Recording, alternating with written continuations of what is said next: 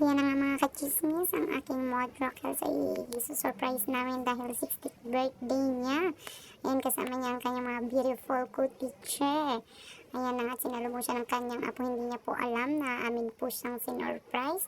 Hindi niya po alam na pinaganda po namin ang birthday niya. Ayan, na hindi naman kami marunong. Pinagandaan po namin ang araw na to dahil 60 na ang aming mother. Dual citizen na ba kumbaga. Ayan, senior citizen ka na mother. Huwag ka nang tumawa-tawa dyan. Pumunta ka na at magmadali. Bilisan mo. Ayan na nga siya. May pakaway-kaway pa Miss Universe ang dating. Ayan na nga at paakyat na siya.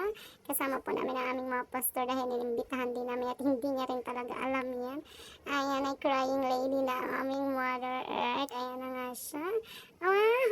May pakaray pa yan. Ayan na nga.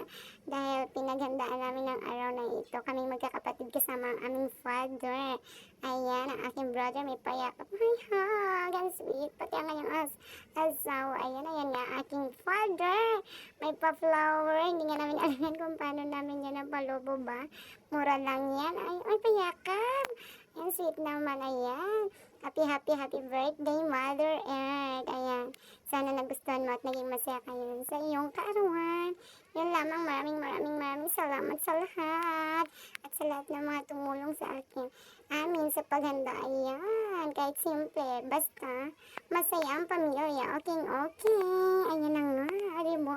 Simple. Thank you very much.